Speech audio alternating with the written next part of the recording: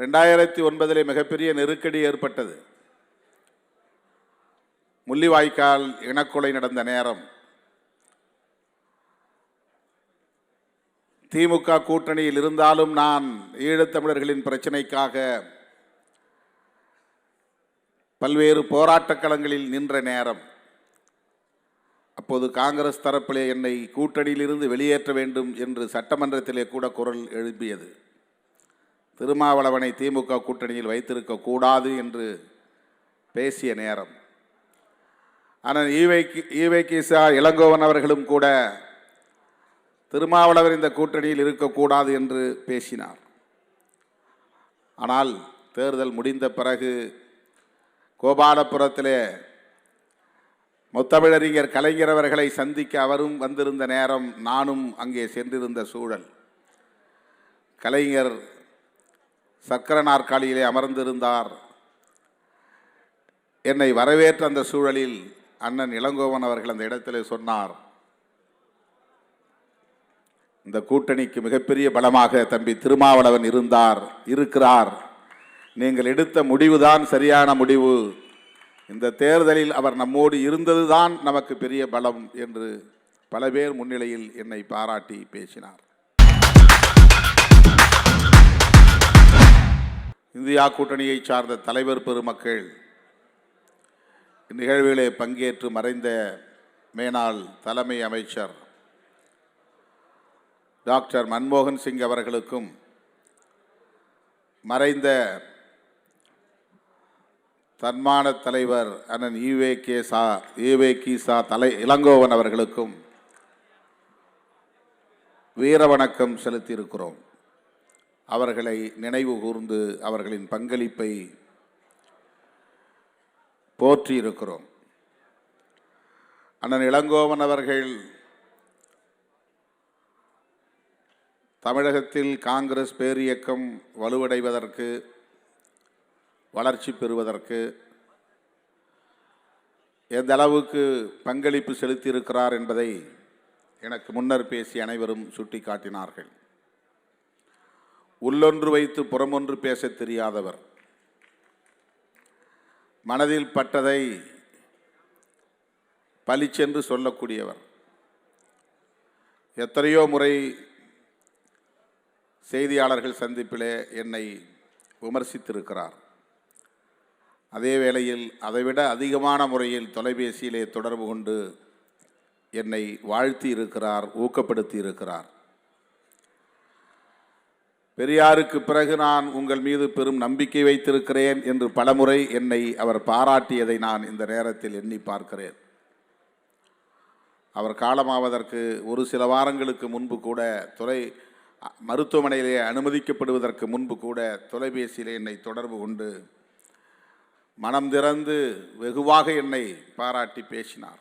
உங்களுடைய அணுகுமுறைகள் உங்களுக்கு உரிய இடத்தை பெற்று தரும் என்று, நீங்கள் இன்னும் உயர்ந்த இடத்திற்கு செல்ல வேண்டும், தமிழ்நாட்டில் அனைவருக்குமான தலைவராக தலைநிமிர வேண்டும் என்றெல்லாம் என்னை பாராட்டியதை நான் எண்ணி பார்க்கிறேன்.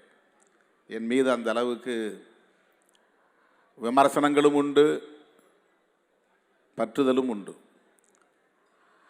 2009 மிகப்பெரிய நெருக்கடி ஏற்பட்டது. முள்ளிவாய்க்கால் இனக்கொலை நடந்த நேரம் திமுக கூட்டணியில் இருந்தாலும் நான் ஈழத்தமிழர்களின் பிரச்சனைக்காக பல்வேறு போராட்டக் களங்களில் நின்ற நேரம். அப்போது காங்கிரஸ் தரப்பிலே என்னை கூட்டணியிலிருந்து வெளியேற்ற வேண்டும் என்று சட்டமன்றத்திலே கூட குரல் எழுப்பியது. திருமாவளவனை திமுக கூட்டணியில் வைத்திருக்க கூடாது என்று பேசிய நேரம். ஆனால் ஈவே கீசா இளங்கோவன் அவர்களும் கூட திருமாவளவர் இந்த கூட்டணியில் இருக்கக்கூடாது என்று பேசினார்.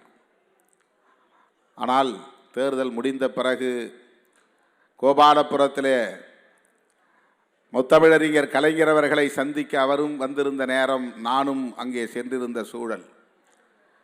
கலைஞர் சக்கர நாற்காலியிலே அமர்ந்திருந்தார்.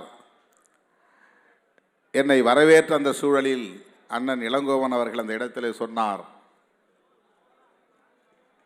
இந்த கூட்டணிக்கு மிகப்பெரிய பலமாக தம்பி திருமாவளவன் இருக்கிறார். நீங்கள் எடுத்த முடிவுதான் சரியான முடிவு. இந்த தேர்தலில் அவர் நம்மோடு இருந்ததுதான் நமக்கு பெரிய பலம் என்று பல பேர் முன்னிலையில் என்னை பாராட்டி பேசினார்.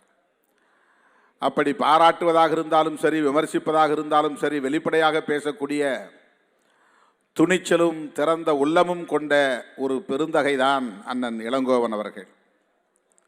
அவர் இன்று நம்மிடையே இல்லை என்பது மிகப்பெரிய இழப்பு. அது காங்கிரஸ் கட்சிக்கு மட்டும் நேர்ந்த இழப்பு அல்ல, தமிழக அரசியலுக்கு நேர்ந்த இழப்பாகவே நான் பார்க்கிறேன்.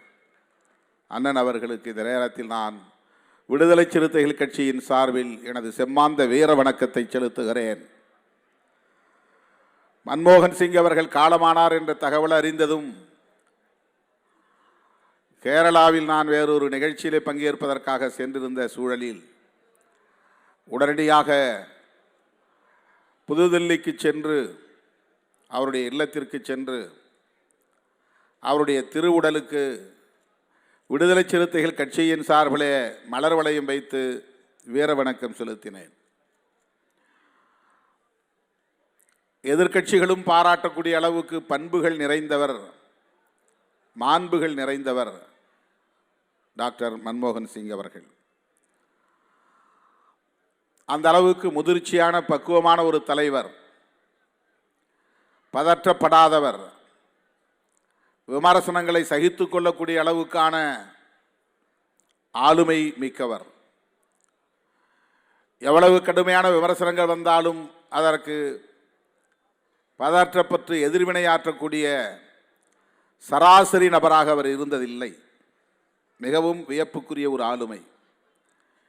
இந்திய அரசியல் அவரை இழந்திருக்கிறது. அந்த இழப்பு ஈடு செய்ய முடியாத இழப்பு. அவருடைய 10 ஆண்டு கால ஆட்சியில்தான் இந்திய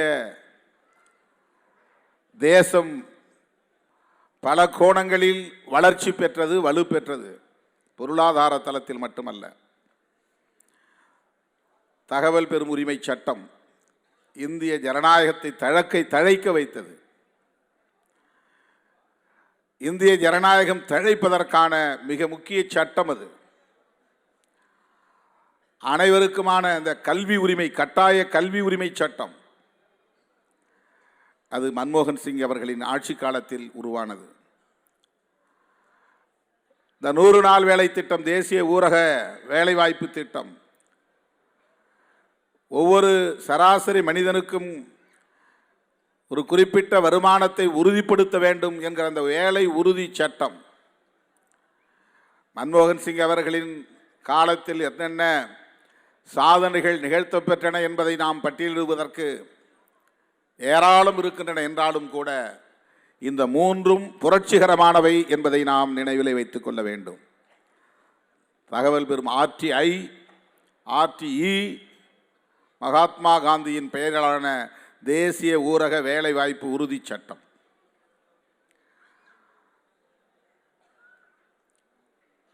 உலகமயமாதல், தாராளமயமாதல், தனியார்மயமாதல் என்கிற புதிய பொருளாதார கொள்கை உலகம் முழுவதும் விரவி பரவிய காலத்தில் அதற்கு கடுமையான எதிர்ப்பு இருந்த சூழலிலும் கூட அதனையும் இங்கே எல்லோரும் ஏற்றுக்கொள்ளக்கூடிய வகையிலே நடைமுறைப்படுத்தி சாதித்து காட்டியவர் டாக்டர் மன்மோகன் சிங் அவர்கள்.